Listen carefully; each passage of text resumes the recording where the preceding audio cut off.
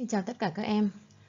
Hôm nay chúng ta tiếp tục tiết tiếp theo của bài học môn tiếng Anh chương trình hệ 10 năm.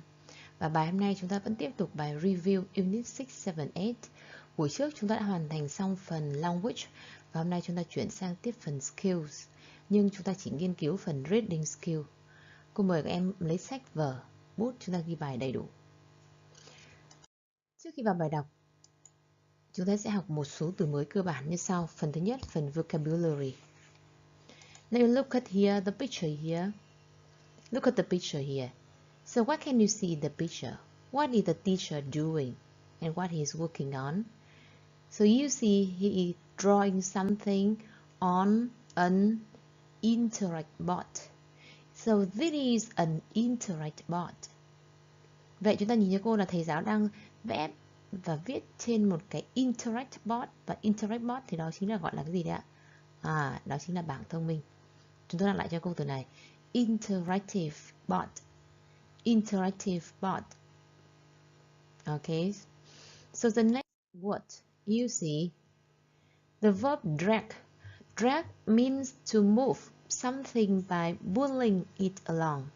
Move by pulling, tức là di chuyển nó bằng cách chúng ta pulling, tức là chúng ta gì ạ? Kéo. Vậy động từ drag đây chính là kéo.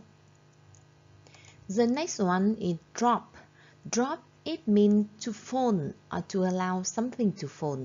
Fall tức là rơi, đúng không ạ? Hoặc chúng ta cho phép nó rơi. Như vậy chúng ta sẽ có drag and drop, tức là kéo và thả, đúng không? Vậy drag and drop. And the next one is engage.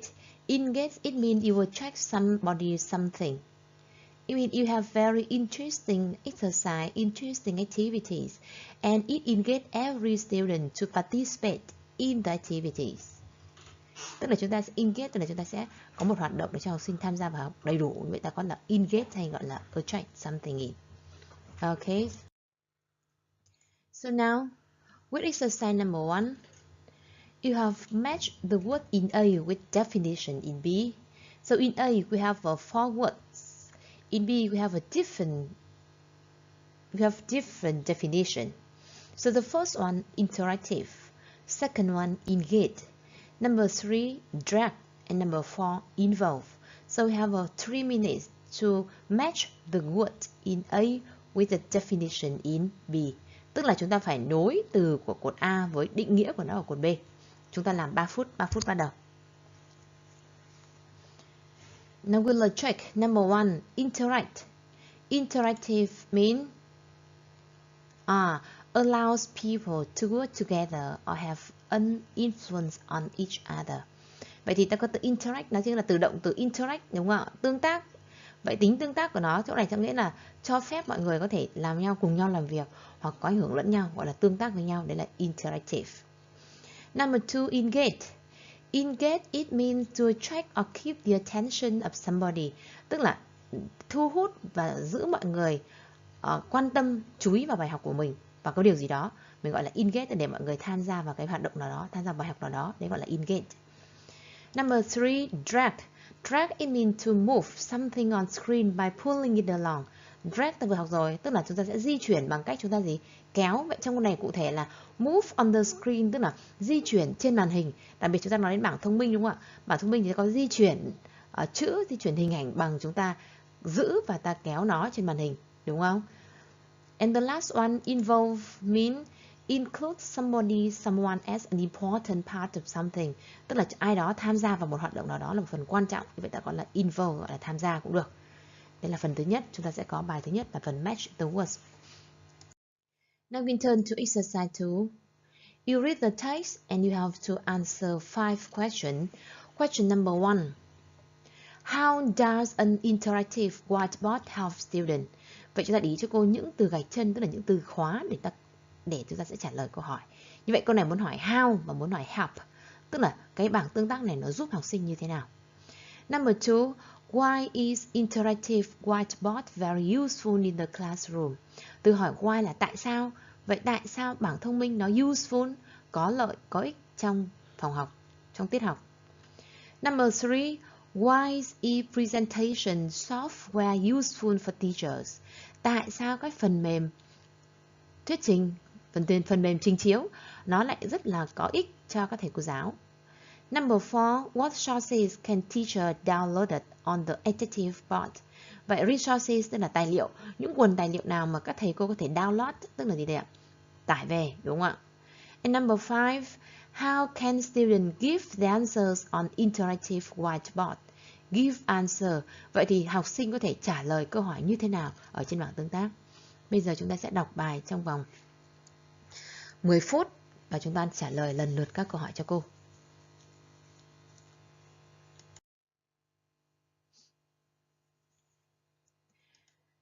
Now we'll check question number 1. Câu hỏi số 1. How does an interactive whiteboard help?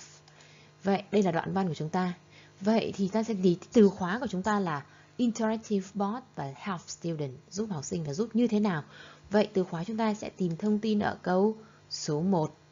Đó là một electronic device that helps students learn English in a more stimulating way. Stimulating it means interesting way, motivating way. Tức là một cách rất là yêu thích, hứng thú và hào hứng. Như vậy để giúp học sinh học tiếng Anh rất là hào hứng, hứng thú. Như vậy câu trả lời chúng ta sẽ là It helps students learn English in a more stimulating way.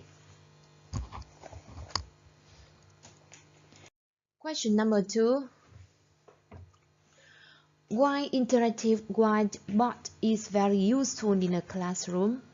Vậy trong đoạn văn của chúng ta đã xem cho cô xem là chỗ nào liên quan đến việc là bảng thông minh là có tác dụng trong các phòng học.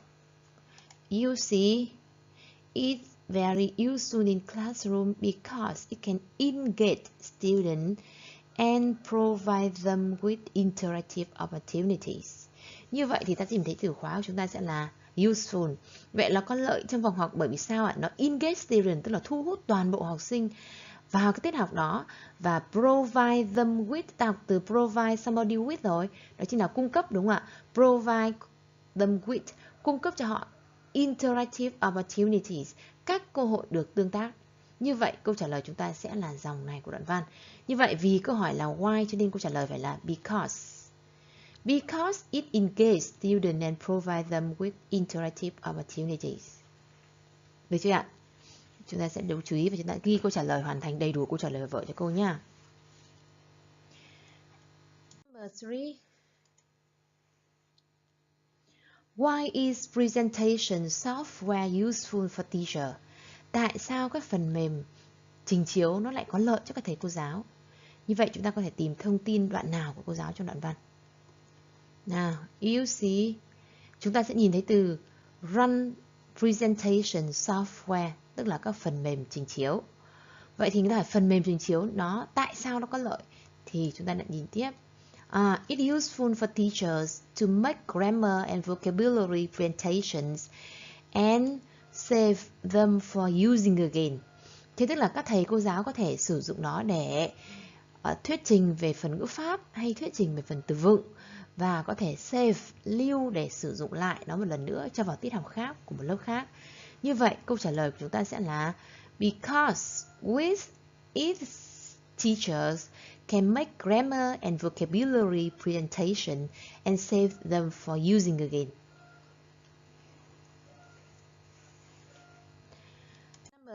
Number 4. What sources can teachers download on the interactive board? Như vậy ta nhìn cho câu số 4 xem thông tin để trả lời chỗ nào liên quan đến từ download, tức là tải tài liệu. Như vậy chúng ta thấy cho cô teacher can download resources such as gap fillings exercise, multiple choice quizzes and games for students to do in class. Thế tức là các thầy cô có thể tải các tài liệu như là gap fill exercise, các bài tập điền chỗ trống, multiple choice quiz, các câu hỏi lựa chọn, có rất nhiều đáp án lựa chọn, or games, các trò chơi cho học sinh tham gia vào trong lớp. Như vậy câu số 4 tôi sẽ trả lời là they can download gap filling exercise, multiple choice quiz or game. Yeah. And question number 5. How can students give the answer on the interactive whiteboard? Vậy người ta hỏi chúng ta là học sinh trả lời như thế nào khi trả lời trên bảng tương tác. Vậy chúng ta dựa vào thông tin all students have to do is to come to the board and drag and drop the answers into the gaps with the fingers. Như vậy thì tất cả những việc học sinh có thể làm ở đây chỉ là lên bảng và chúng ta drag and drop, kéo thả câu trả lời vào chỗ trống bằng tay của mình. Đúng không? Như vậy câu trả lời chúng ta sẽ là they can drag and drop the answer into the gaps with the fingers. Được chưa ạ? Như vậy chúng ta đã hoàn thành xong 5 câu hỏi của phần reading skill trong bài review số 8. Như vậy, bài tập về nhà của chúng ta như sau.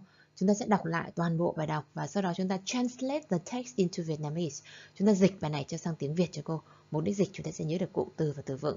Và preparing unit 9 getting started. Chúng ta sẽ chuẩn bị bài số 9 phần getting started. Vậy bài học của chúng ta hôm nay dừng lại và hẹn gặp lại các bạn vào tiết học tuần sau.